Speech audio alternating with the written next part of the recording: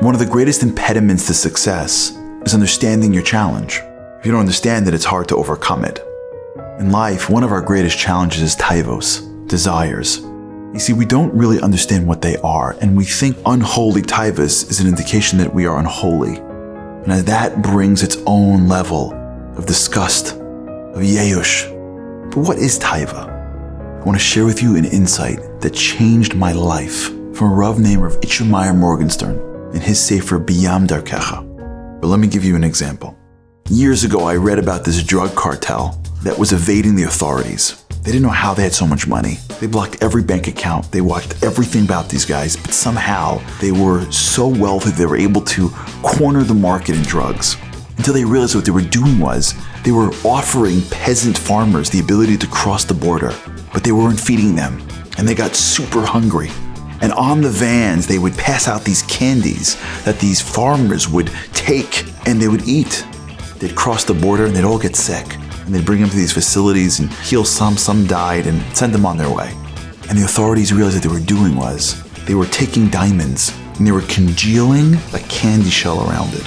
And these farmers, in their hunger, would consume as many as they could, cross the border and got sick from them, and they extracted these diamonds and took them, and that's how they were able to maintain their activities.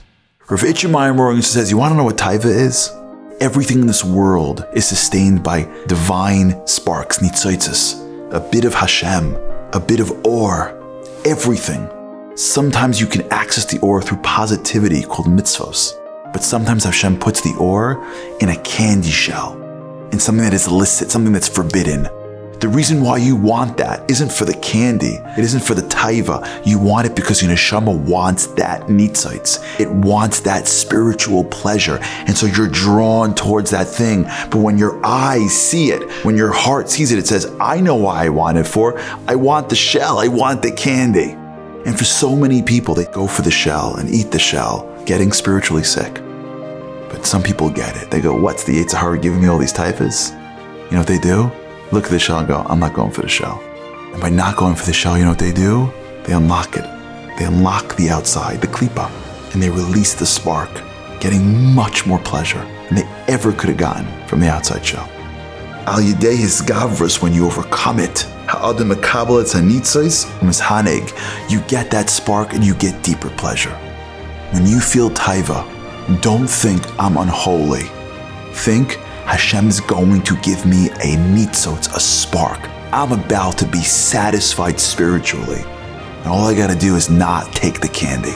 All I gotta do is go for the diamond. Can you imagine if one farmer would have taken a whole bucket of those candies, stuck it in his pocket? He'd been a millionaire. And every day Hashem says, I'm sending you candies left and right. Don't take them. Resist. And you will get much more than diamonds.